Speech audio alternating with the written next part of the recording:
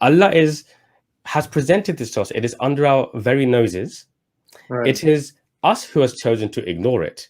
And Exactly. what we've really done, and this may come across as too generalist, but what we have decided to do is to outsource the understanding of the Quran to other Right. people. We've outsourced it. We said, like, you guys take responsibility for understanding the Quran. It's too difficult for me, right? And just tell me what I have to do, and I will blindly follow you. Right. Now, this is a very generalist.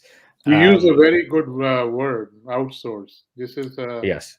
21st century. I mean, this outsource. I mean, Yes. exactly, I think this is true what's going on right now. People don't have enough time to go and trying to understand the Quran, what they're doing. They're looking at those scholars. And the problem is that actually, I've seen one of the scholars, and, I think I was talking about somewhere in Pakistan. He's a very famous scholar. He was saying, people don't even know how to speak their native language, Urdu, which is in Urdu, how they will understand Quran, which is in Arabic. So don't worry, don't bother, don't waste your time. That's what his words. Don't look at the Quran, just come to us.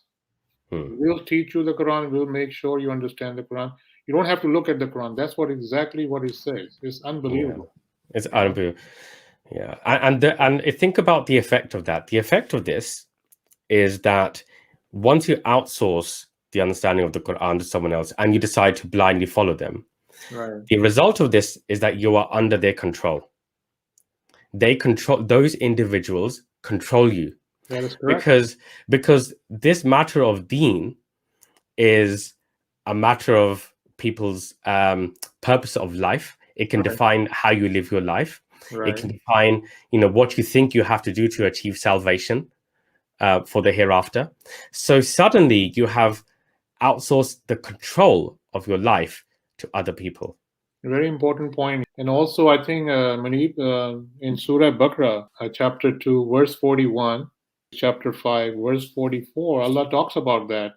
Yes. And told people to please don't do that. Like, they're trying to sell the ayats and they're trying to mix and do something, add their own stuff, and they sell it to you, just to get some money. And that's what's going on. When you look at, especially in South Asia, I mean, when you look at those scholars, wherever they see the crowd, depending upon the crowd, they try to check they pull the verses from the Quran, they add their own stuff based on what the crowd is liking, and they're trying to say, well, this is Allah's message.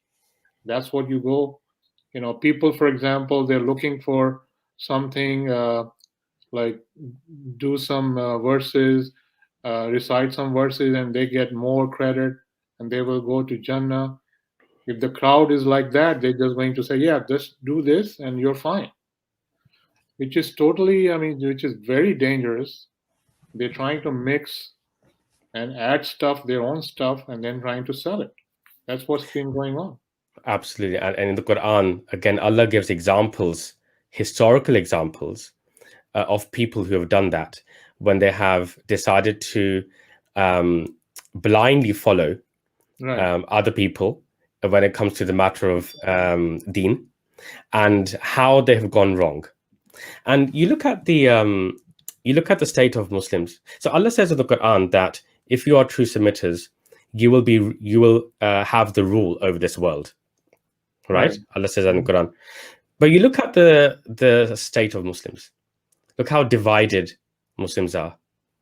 Right. You look at and I don't have the statistics at hand, but as a nation, despite being so high in number, Muslims form one of the most uneducated segments of society.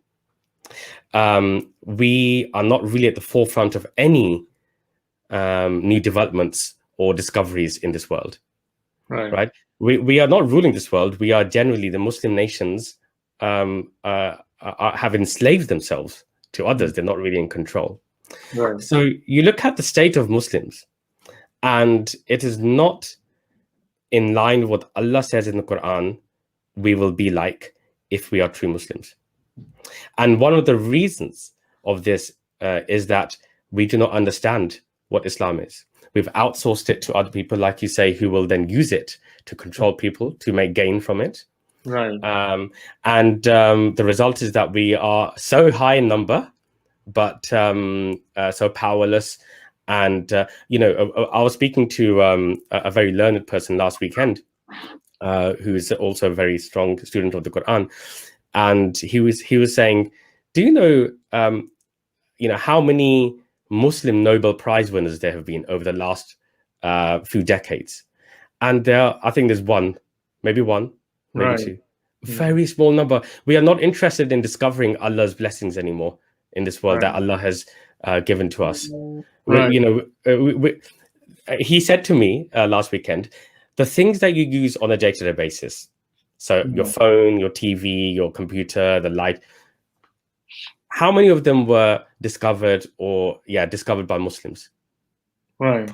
Probably none. And this is what has happened, because Muslims do not understand Deen, because they do not understand the Quran, and they've outsourced it to other people. And this is something which has to change, because how will the state of Muslims be altered without this change? And one of the things that I've been studying the research in the Quran for 20 years, and one of the things I found very early on was that what Muslims generally believe to be Islam is not what the Quran explains Islam to be. Now, we can't go into the details of that, of course, in one session, but I'm giving that as a point of example and a point of argument, that how important it is that Muslims begin to open this Quran and actually study it and understand it. So, I fully agree with your view that because of how we have outsourced the understanding of the Quran to others, we have fallen so far behind. Yes, this is very sad. And also, when you look at I think it's chapter 17, verse 36, Allah says that, do not accept any information unless you verify for yourself. Yes. That's a very powerful ayat, and people don't realize that. I always talk about that in other people we have interviewed, that people always reason stuff when their careers and their education, what they have to buy, and how to pursue their career. They always reason everything, but when it comes to understanding the Quran, they don't have time to do that, which is very important. I think this is a very important part of your life. Yes. You have to look at the Quran, which is actually a textbook, how to live your life. You have to look into the Quran and see what Allah says, but they don't do that. They just say, well, we're going to look at that scholar, and that scholar is fine, so many followers, million following that scholar, whatever he's saying, obviously true. We're just going to follow him, forget about learning, understanding Quran, forget about that. This is very sad what's going on right now. That's why it's so important what you said, to understand the Quran, try to spend some time and try to understand the Quran, what the Quran says, instead of just following somebody and whatever they're saying goes. That should not be the way. You should research yourself, look at what the Quran says, what Allah is talking about. I think it's very important. Yeah, and a very common excuse, and this used to be mine as well before I turned to the Quran, is that we don't have time. Right. And that is an untrue reason, in my opinion. Yeah. We have time. And I'm not saying I'm any sort of particular superior example or anything, but I have a big family. I've a lot of commitments and responsibilities. I have a full-time job.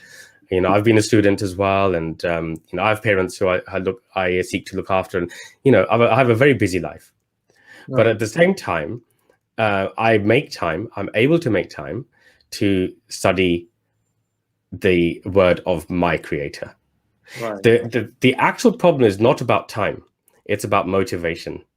Right. People do not have the motivation to study the Quran, and one of the reasons for the lack of motivation is that people understand that we can outsource it, as we said. We do not need to. study the Quran. We shouldn't, and it's too dangerous, and we could get it wrong, and it's too complicated. But as we've seen, Allah's telling us, no, this is simple, right? And it's an obligation to understand it. So I think the real excuse or the real reason is the lack of motivation that people don't study the Quran.